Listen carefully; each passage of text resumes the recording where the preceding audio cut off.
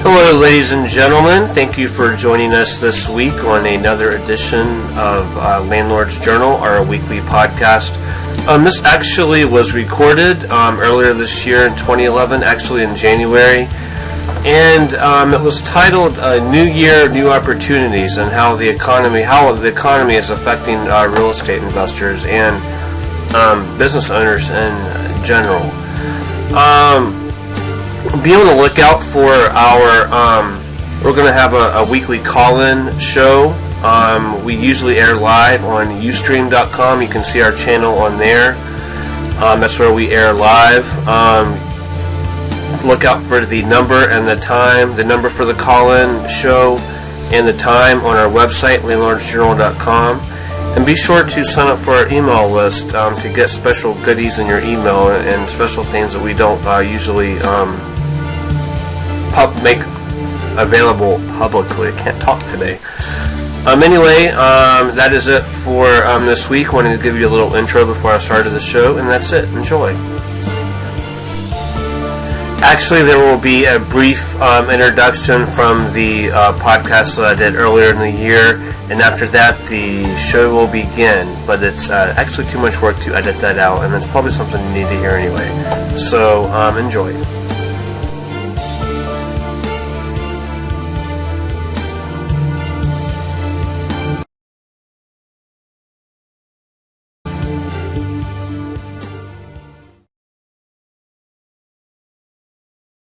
January the 2nd, 2011, titled New Year, New Opportunities. We had a lot of complaints that you could not hear it when actually you cannot hear it. I didn't realize it as we were doing it, but the sound quality was very poor. I fixed that problem and you should be able to hear it just fine now. So there's a lot of valuable information in there. Coming up soon, we plan on having a call-in feature for people to call in our shows and ask questions and all that sort of thing. We also plan on having several guest speakers on our show this year. And we'd like you to start participating in our forums. Ask questions, comments, or anything you want to talk about real estate or anything you just want to mention or whatever, your experiences or whatever. We'd like you to participate on our website. We try to make it as interactive as we can. And coming soon, like I said, we're going to have an interactive feature of our podcast show where you can call in and ask questions of us, and we plan on having guest speakers that are going to call in as well. And you can possibly ask questions from them. So enjoy the show. This is a replay of our show on January the 2nd. 2011, titled New Year, New Opportunities.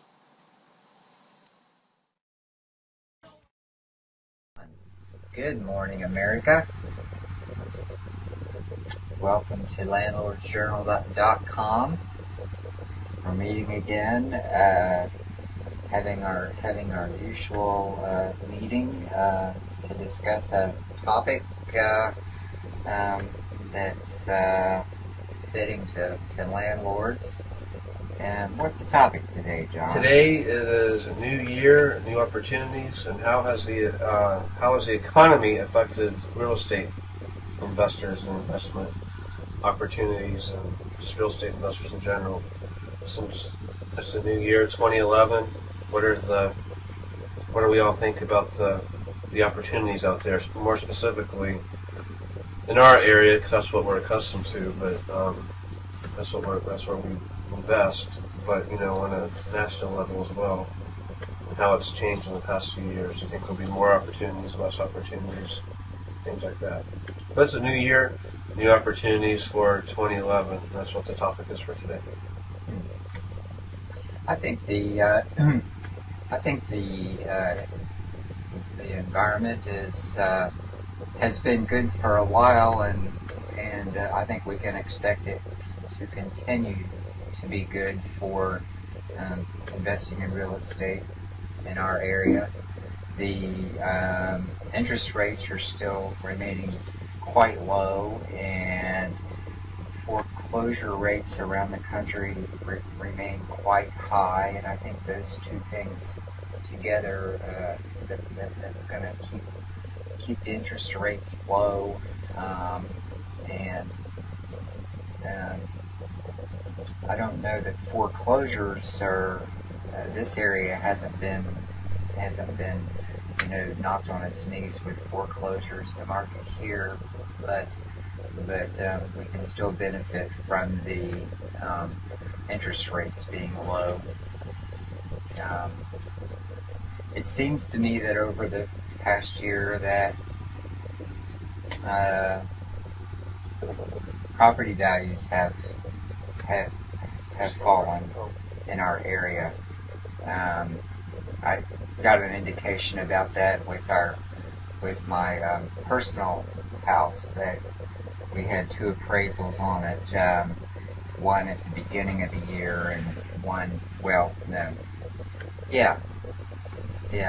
had two appraisals, one at the beginning of the year and one about 10 months later, and the second appraisal, the value dropped from like 180 something to 150 something or something. Anyway, it was like a $30,000 drop. Whoa.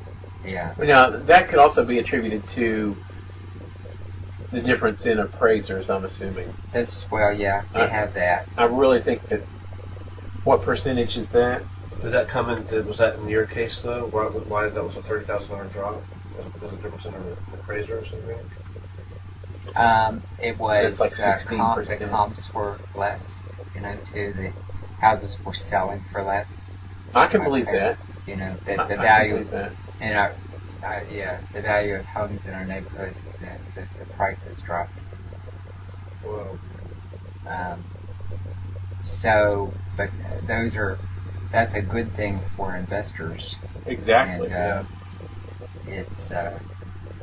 I was saying that as an illustration that yes, in our area, we've experienced a drop where for many years it's been pretty flat. We didn't experience the huge drop that the rest of the country did, but we have taken a dip lately. Yeah, we've definitely taken a dip. So I think those are good things for real estate investors. So a drop in interest rates and depreciation on property can be a good thing for investors. So what do you think, Bob? yes.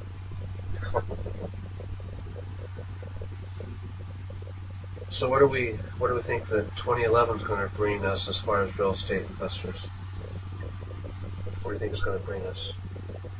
Increased opportunity, some more. How? Or do we think we'll have increased opportunity? I think the opportunity is going to still be in renting, and as opposed to when we first went into business, we weren't thinking at first about being landlords. We were thinking about rehabbing and flipping properties, and we got started in this back when, right at the tail end of that age, and a lot of people were doing that. And so I think, as far as real estate goes, at least in our area, and probably lots of places,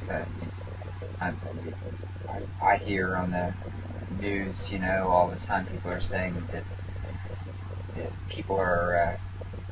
It's the time for renting, and people are renting their homes rather than buying their homes out of necessity. And I think it's going to take some time for people to be able to build up the down payments that are going to be required in order to do that. So I totally agree with you. I think it's a great opportunity for landlords, and it will be for a few years. I think that there's going to have to be some kind of major incentive program in order to stimulate purchases, I think, or something's got to change, and I think it is a good opportunity for us. It's probably a good opportunity to see what's out there. I think that we have had some. I think some of that, at least locally, the move to liquidate, I think, has slowed down a little bit. I'm not seeing as many for sale signs as I was here locally. Have you noticed? Anybody else noticed that? Right. Yeah, because we were in Florida even last year. I mean, there was a for sale sign around the corner. I mean, it was insane. We couldn't believe it. I mean, everything was for sale. I mean, some mansions for sale. You know, like in Rehoboth, one of those places they were just millions of dollars. Down there, you could buy it looked like a bona fide mansion for $1 million. Wasn't it, Bob? I mean, just crazy the difference in Florida and like Rehoboth Beach, for example. Which leads me to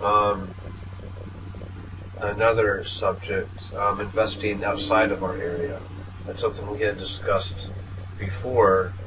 This, I just wanted to briefly touch on it. That's a topic for a whole other show.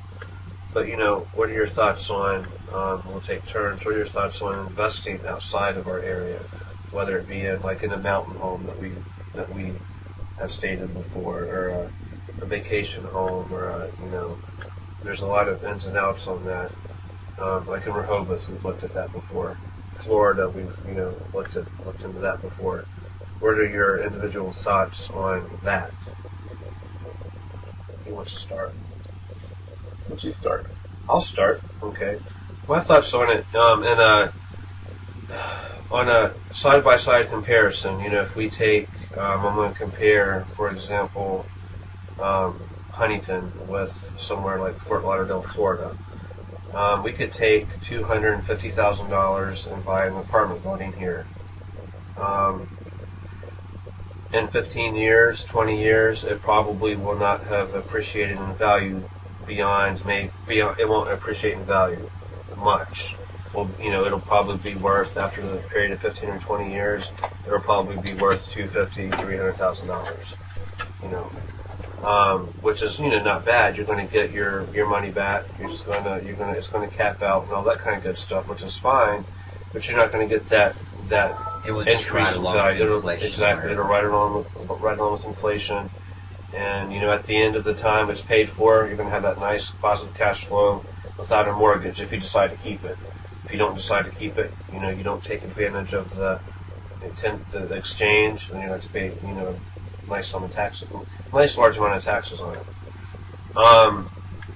In Florida, you can take that same $250,000. You won't be able to buy a 10-unit apartment building or apartment building period. But you could buy a condo. You could buy a nice condo down there for $250,000 in Florida. It's going to appreciate in value faster than something would here. The chances of it being worth more than $250,000 15 or 20 years from now are greater. Or the chances of it being worth double that are a lot better than it being than a $250,000 apartment building here would be. Yeah, what I think you have to do on that is you have to purchase it in such a way. We're basically talking about vacation rentals. Right. You have to purchase it in such a way that it can pay for itself until you're ready to liquidate, whether it be in a high point or a low point. As long as it's paying for itself, you're covered under both situations. Or you don't have that. You usually don't have the positive cash flow that you would experience here, like you said. Your main goal is just to be able to pay the bills, and that's it. And you're worried about the appreciation, kind of like when we were at Rehoboth Beach, when we went around with the real estate lady. She said that you're very lucky if you have even if you break even. You're not going to have a positive cash flow in this kind of environments, you have to be able to ride those waves. That doesn't interest me at all. Breaking even just to have a place. No, having a negative cash flow. Oh. No, I don't think so either. That's why Rehoboth Beach would not be for us. if you do the math, yes, that's one thing. But to have a planned negative cash flow, to me, is right. I couldn't do it. There are too many places to have better opportunities. Well, not better, safer opportunities, because that certainly could be good because of the potential for the increase in value. So it certainly has some. There's a reason to do it, and that's why people do it. But I don't like it. And that's why it would interest me, and we're not to that point yet. But because of the appreciation, we would experience appreciation in those markets that we would never experience here. But that's my thoughts on it. What's to go next? What are your thoughts on it? Want to go next, Bob? What are your thoughts on it? You seem to have an opinion. I have an opinion about everything, in case you hadn't noticed. I like the idea. I think that it's a new, for me, it's a new frontier. And so what I would be interested in for that topic is to educate myself a little better and possibly look at, for safety's sake, I'm not ready to do, I want to get my toes in the water. I don't want to just jump in. I want to get my toes in the water, and a way to do that would be some kind of a creative financing. Right. Creative. Exactly. We need to find, for me, what I would want to do is find a way that we could go do it with a minimal amount of investment, right, with as least as little as we can amount of risk, because I wouldn't want to jump into it and mess up our building opportunity here, right, because we said we have a greater growth potential there. Let's jump in that market, and then we didn't anticipate things, and then we're stuck with something, and we have to supplement that location with potential capital for future investments here. That's my big issue with it, and that's why I would want to go with some kind of a, if it's possible, to do some kind of creative financing, creative purchasing option. And perhaps that could be, and that's one of the things we've heard and talked about, giving somebody what they want, because you get something from it. The number and you take the terms. Yeah, exactly. Right. And so that both sides can be winners, and instead of us going in expecting to go in and with a little bit of money, relative to the percentage of the total cost, go in with a little bit of money and say we're going to, we want it at the $0, and we want you to finance, and we want you to concede this and that and the other. Right. It's not realistic, and it doesn't put you and in I a don't. position. I'm perfectly fine with going in and both sides coming out happy, as long as we can both do that. As long as it's not them being happy and us being unhappy. Yeah, I mean, we basically can use the same tools that we use here down in a market that has more potential. In a market such as Florida, Rehoboth Beach is places like Rehoboth Beach is what we have found. Or Myrtle Beach, when Bob and I went, it's too much. I mean, too overwhelming. And there are places in Myrtle Beach that are more reasonable, but they're off the beaten path, and I just don't think that that'd be something we'd be in. But we can't take the same tactics and the same tools at some point, not now, but at some point, use the same tools that we have now to do creative financing. Hopefully it and will. In Florida, you can take the whole building. A lot of those people own those places right out. Take a condo, for example. The maintenance costs on a condo are a lot less than on a duplex, for example, or on a house. You don't have the roof issues and a lot of the issues that we have on a structure like that. And you can go down there and gobble up a lot of condos. That's exactly what some people are doing now. They're gobbling up. A lot of foreign investors are gobbling up a lot of places like that. That kind of segues into what I've been thinking about with condos. one of the things that always piques our interest when we are looking for properties in our own hometown is if we find out that there's an out of town landlord or an out of town owner, because we've often found that a lot of times there's a vulnerability there. They may be distressed, a distressed out of town owner, and that makes me think that I would we would be looking for a different animal, a different kind of property in the out of town market. We would want one that wouldn't have the maintenance issues that makes the out of town owners that we bought from pull their hair out. Yeah, we had to go in with a fair and accurate estimation of the true cost of maintenance and management. Yeah, an extremely conservative. Low, yeah, and buy a property that has an extremely low vulnerability. I would think I would be more comfortable with a condominium in a high rise, for example, right, versus a small beachfront house. Oh yeah. For example, what if there's a hurricane? What if there's, something else? I absolutely agree. Also, as far as, whatever crime or any roof problems, things like that, you wouldn't have to worry about that. You could have assurance. You wouldn't have to be present as much if you had a condominium versus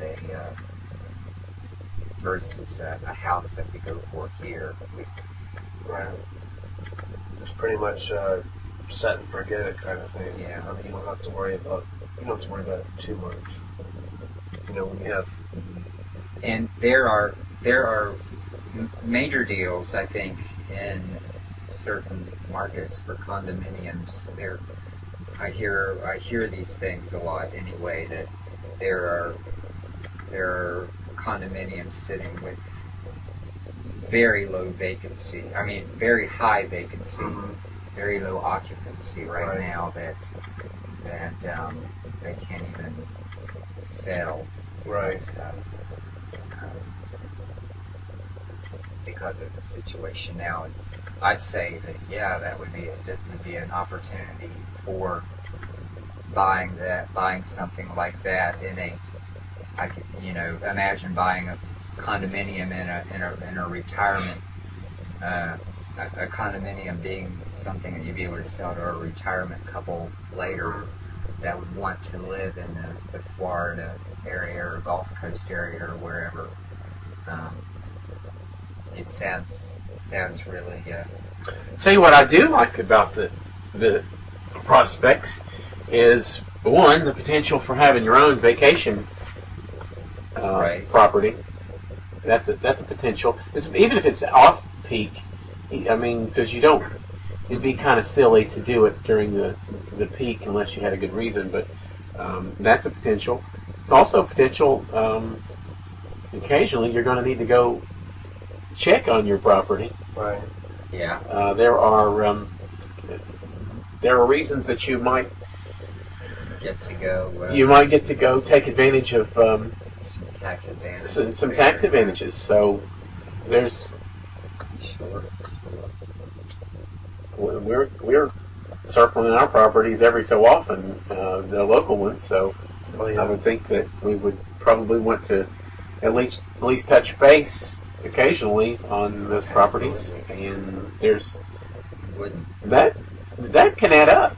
Yeah. That can be a few. That can be a few $100 savings That's where a a year. corporation comes in handy when you get that large. Yeah. You can write everything off dollar for dollar. A condominium purchase is kind of interesting in that it's a way that you can piecemeal buying a building, even if you Oh, one do it a little bit at a time. At a time. Nice. Yeah. Buy up the building. Right. You could keep one unit vacant for you to go and visit whenever you wanted. I know that some people, like for example, a popular, for lack of a better word, real estate person in our area buys condos, and these little, kind of like an old, people that you think the old timers live in, like older people live in, has bought them and rents them out, things like that. So I mean, that doesn't preclude us from even buying, not big elaborate condos, but there's condos in our own area that we could purchase and rent out and capitalize and all that kind of good stuff. I mean, there are advantages to having those units. You don't have a lot of the headaches like the gutters and the roof and all that kind of thing that you have with buying houses. I mean, if you said buying up a building, for example, you could buy, start out with buying one condo in the building and then move yourself to have two or three or whatever. So that's even something that we've never considered. So that's an opportunity that we haven't considered, even in our own area. What do you think, Bob? It doesn't interest me here. The condos that I'm familiar with here, and I'm not familiar with many, are a little pricey for what you're getting, in my opinion. Yeah, I don't know enough. I don't have a lot of experience here, but what I do have is not positive, not favorable. We actually did look at one up on Route 2, didn't we, Donnie? Up on by the river, or was it you and me? It was up on. There's one that we've looked at a couple, but I don't remember. But it was condos. A lot of times you can get higher rent for whatever reason. It's nice. Usually they're nicer. I think that's what it's about. I think it's about the quality of the structure of the building, and if you buy an equivalent in a non-condominium, and something that's not a condominium, then I think you can still get those higher rents. But your maintenance is probably a lot lower, I would think. Oh, I wouldn't. You wouldn't think the maintenance would be a lot lower on a condo? Nope. They charge you fees. Yeah, I think you're paying a maintenance fee all the time, regardless of whether you're using it, and then a special assessment can happen where the roof needs replaced. Yeah. The roof needs replaced, and you must contribute the amount that's required, and it's not a voluntary. And when the condo association decides it's time, we will do it now. A lot of times when you're on your own, you're on freestanding, you're free to do that when you want to. Now in a very large complex, those things are on cycle, and you know when. Yeah, I was going to say usually it's on cycle. Well, only on the largest ones, not on most of them. I mean, if you're talking about anything other than a substantial building, a lot of times those are not. They're wear issues, and it's based on how long it takes. And I'm not. I'm just not. Well, for example, I don't think you're going to have in a condo situation, which I agree with you on that. You have to consider everything in there. So I'm not trying to paint a rosy picture here about a condo. I'm not necessarily interested in that. I'm just, that's an option. Our subject for today is opportunities. That's an opportunity that we haven't explored. Precise. We haven't dived a lot into it. But I wasn't trying to paint a rosy picture. But anyway, like for example, we wouldn't have to worry about keeping the heat on all the time, probably in a condo. Keeping the pipes from freezing. That can be a significant expense doing that. I mean, we spent an average of probably $1,500 last year just on heating the small number of units that we had that needed heat. Heating an entire building just Right. to keep the pipes To keep the pipes from freezing. I mean, that's pricey just in and of itself. So just little things like that we wouldn't have to worry about. Well, I don't agree that because you're in a large building that negates the potential for that. Potential for what? For water issues, for freezing water pipes. But I think it lowers it, but I don't think it completely eliminates it. And I think that if the worry and concern is your issue, you can hire a manager that you say take care of everything. We've been very hands-on with who we've had, but I'm sure that everybody's not so hands-on. I'm not going back to that freezing pipes thing. I'm not convinced. I'm not so sure about that. We have a 10-unit apartment building, and we've never ever, knock on wood, God, knock on wood, we haven't had a problem with frozen pipes or anything, because I think a lot of it has to do with a lot of the units have. There's always some of the units that are occupied or warm or whatever, and I don't think that's isolated.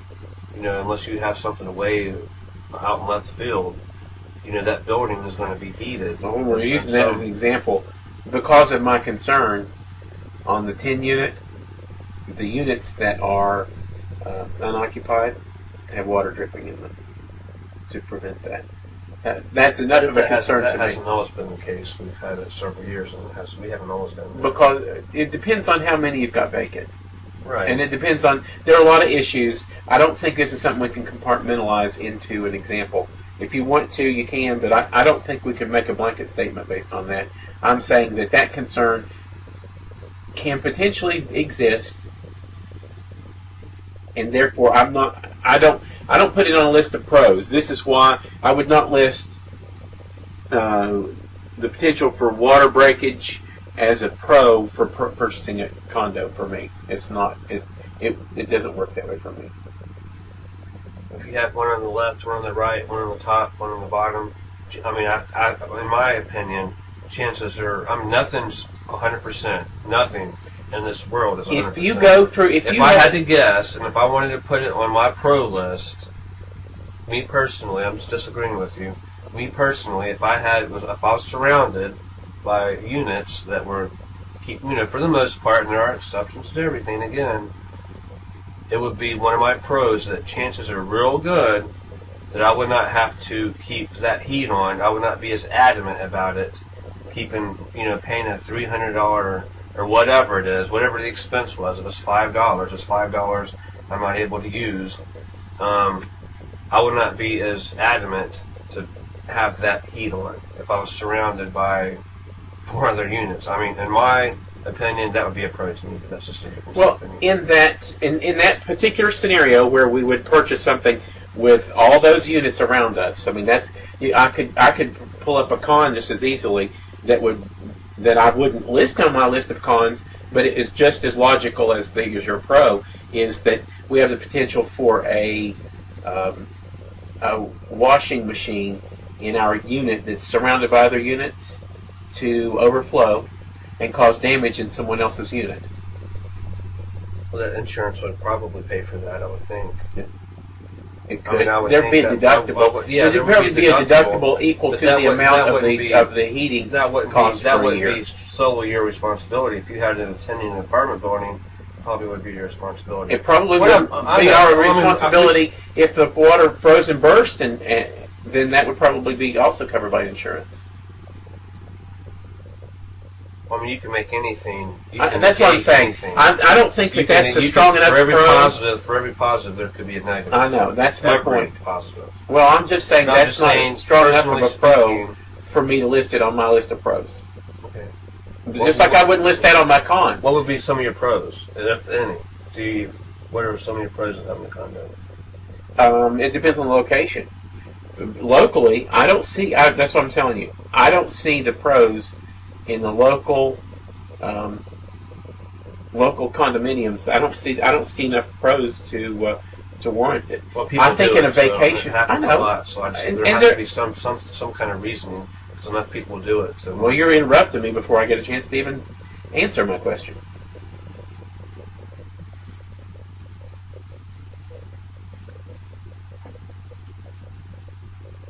go ahead. What are your pros? That's what I'm telling you. There are not enough pros for me to consider condominium purchase in Huntington, West Virginia. I think the world changes. I think that when you go to a vacation area, I think the type of purchaser in a vacation area is different. I think that people are. I think part of that has to do with whether or not you're talking about long-term rentals or you're talking about vacation rentals. I think that condominiums are better suited for people that want to be less hands-on,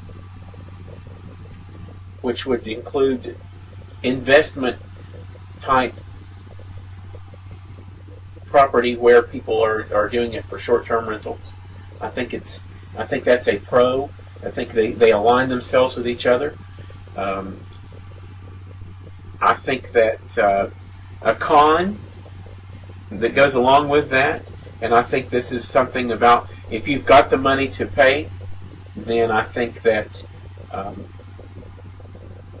if you've got the money to pay, I think you could just as easily go with a single family home. And if you've got the money to dish out, that you could have it managed and treat it just exactly the same way. And I think that a con is it typically would cost less, and you're negating some risk and some headache and some hassle. But I think but you're paying for that, and that's the reason for doing a condominium versus a standalone purchase. What do you think, Donnie?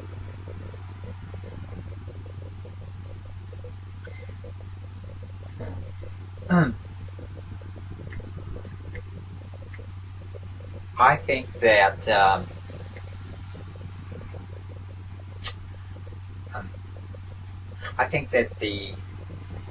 I was thinking about condominiums in Huntington versus condominiums somewhere else, and it seems to me that the people that buy the condominiums in Huntington are probably older people that want to get out of their house and not have the yard to deal with. And those folks that have the wherewithal to buy a condominium in town just as soon will buy one in Myrtle Beach or something and move out of town. So they're probably, so I don't think there is, there isn't a big demand for condominiums in town.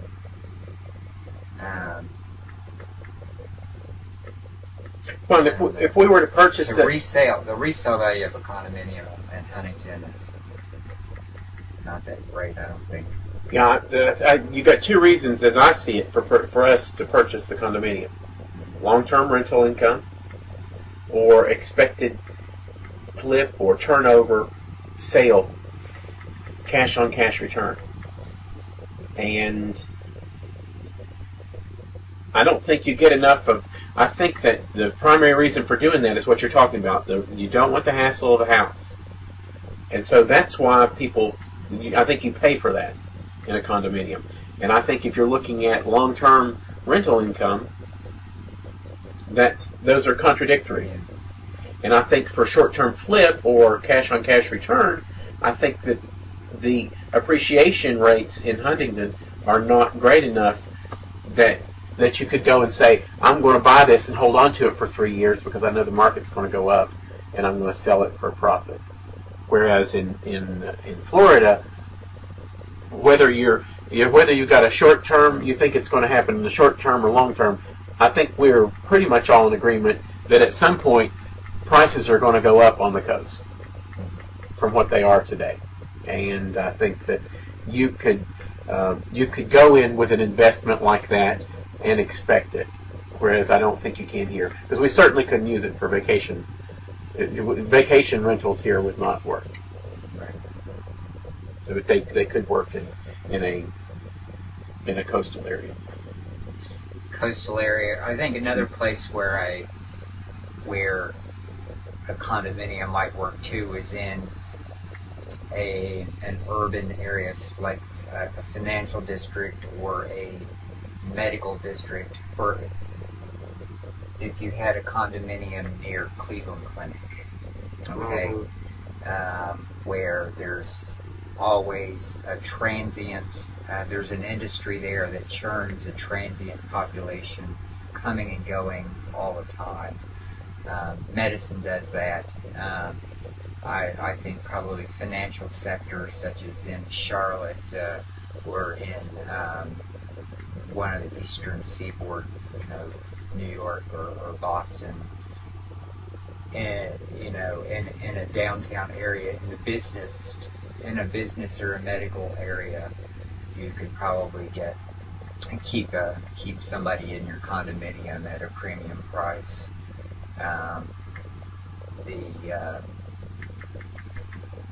That'd be a different, a different perspective than a vacation or a retirement thing. But there'd be some, for me personally, I think it would be an attractive property to go and visit from time to time. In some urban area.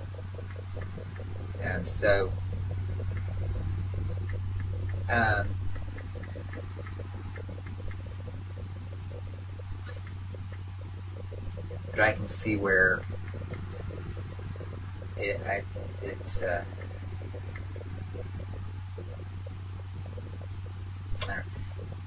I can see the pros and cons. It would just have to be looked at on a case-by-case basis, how it would compare to residential or a single-family dwelling in the same area. That the maintenance would be the same or not, with the pros and cons that have been illustrated today. Well, I think we're getting close to our 30-minute. Do you have any summaries you want to? Okay, I didn't intend on that to be a discussion on condos, but we wasted a lot of time talking about that. But there are benefits, and there's benefits, and there's good and bad on owning a condo. It depends on the area, it depends on all that kind of thing. But that's a topic for another show. And the topic today was how has the economy affected the real estate investors, and we kind of touched on that. The difference on Florida and our area, and opportunity for growth, and we touched on how Florida would probably be a good place for appreciation, where Huntington, West Virginia, our area, is probably not a good place for our property to appreciate in value. The properties we have now, we don't expect to be worth more than they are now 15, 20 years from now. That's just crazy. We do expect them to capitalize, but we don't expect them to appreciate in value. Somewhere like Florida, the coastal region, mountain homes, anywhere where people are vacationing, typically they will appreciate more in value, and there's more opportunity down there. And I kind of wanted to go into that more, but we weren't out of time today. And that's it. So we'll see you next week, and we're talking about how real estate can make you wealthy, and how real estate can make you be independent and all that kind of good stuff. So you want to cut it. Look forward to talking to you next time. Look forward to seeing you next time. Bye-bye, America.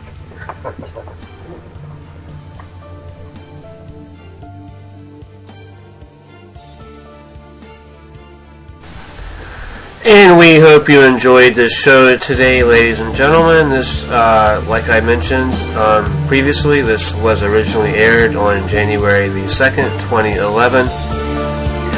Be sure to join us for all of our shows. We are now on iTunes, so you can download all of our podcasts on that platform. And you can also download our podcast from landlordsjournal.com on the podcast tab of our website. So until next week, keep those questions coming. You can click on the Ask a Landlord tab, and whether you are a real estate investor or a tenant with a landlord question or real estate question yourself, feel free to ask us. We love your questions, comments, and concerns. Thank you. Until next time.